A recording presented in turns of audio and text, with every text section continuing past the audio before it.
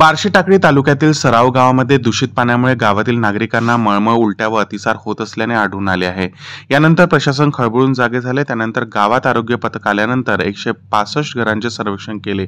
तपासणीत 59 पेक्षा जास्त घरांना डायरियाची लक्षणे आढळून आली। गेल्या 4 ते 5 दिवसापासून कुठलीही दखल आरोग्य विभागाकडून घेतली गेली नाही, असा ग्रामस्थांनी आरोप केला आहे।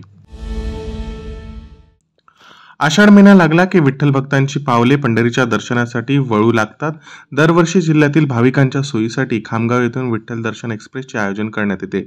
आज दुपारी पहिली फेरी खामगाव रेल्वे स्थानकावरून रवाना झाली, तर दुसरी फेरी 17 जुलै रोजी खामगाव येथून पंढरपूरकडे रवाना होणार आहे। आजपासून आमची पुढची रणनीती सुरू झाली, असं वक्तव्य मनोज जरांगे पाटील यांनी करून सरकारला इशारा दिला आहे। येत्या 20 तारखेला पुन्हा आमरण उपोषण करणार असल्याचं त्यांनी म्हटलं आहे। त्यांनी पुढे म्हटलं की 20 तारखेला होणाऱ्या बैठकीत पुढची रणनीती ठरवली जाणार। बुलढाणा जिल्ह्यातील शेगाव आणि खामगाव तालुक्यात 7 जुलै रोजी झालेल्या ढगफुटीमुळे पूर परिस्थिती निर्माण झाली होती। आलेल्या पुरामुळे मोठे नुकसान झाले आहे। हजारो हेक्टर शेतजमीन खरडून गेल्याने शेती व शेती पिकाचे मोठे नुकसान झाले आहे।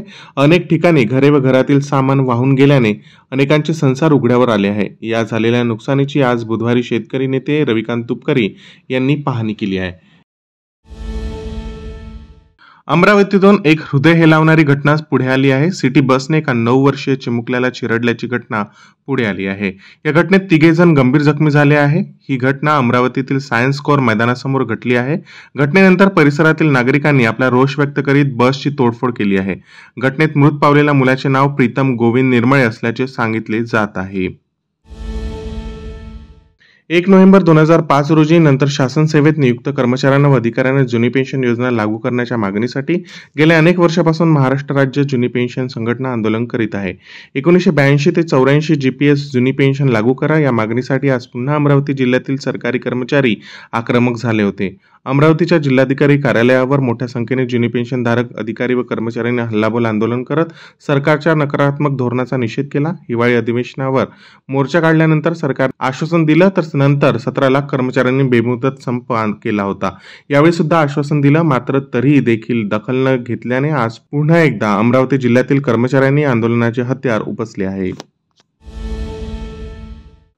पारडी उड्डाणपुलावरून खाली पडल्याने एका दुचाकीस्वाराचा मृत्यू झाल्याची घटना शनिवारी घडली। योगेश्वर भगत चुटे असे मृतकाचे नाव आहे। उड्डाणपुलावरून अचानक तरुण खाली पडल्याने सर्वांनाच धक्का बसला। खाली पडलेला योगेश गंभीर जखमी झाला आहे। उड्डाणपुलावरून नेमके काय घडले हे अद्याप स्पष्ट झालेले नाही। योगेशचे नियंत्रण सुटून त्याची दुचाकी पुलाच्या कठड्याला धडकली असावी, त्यात योगेश खाली पडला असावा असा पोलिसांचा अंदाज आहे। शेतकऱ्यांच्या मागण्यांवर आमदार बच्चू कडू पुन्हा एकदा आक्रमक झाले आहेत। अधिवेशन संपल्यानंतर आम्ही मुख्यमंत्र्यांसमोर आमच्या मागण्या मांडणार आहोत। त्या मान्य नाही झाल्या तर आम्ही वेगळा निर्णय घेऊ, असा इशारा त्यांनी दिला आहे। त्यानंतर त्यांनी आता मोठी घोषणा केली आहे। 19 तारखेला आम्ही सरकारला आमच्या मागण्यांचं निवेदन देणार आहोत। जर त्यांनी आमच्या मागण्या मान्य केल्या तर मी निवडणुकीतून माघार घेईल। माझी सीट ही महायुतीला देणार, असं बच्चू कडू यांनी म्हटलं आहे।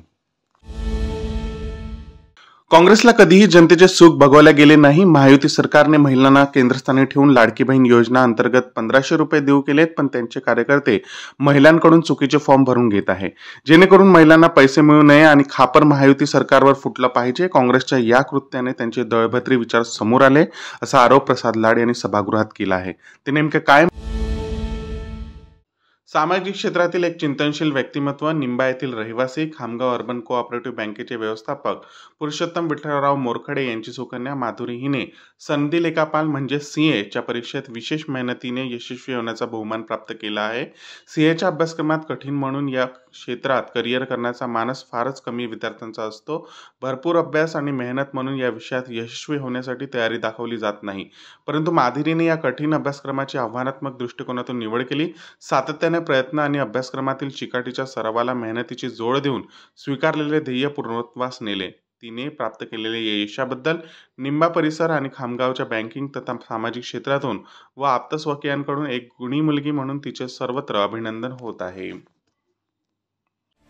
Follow Use, OTIC News. Thanks for watching.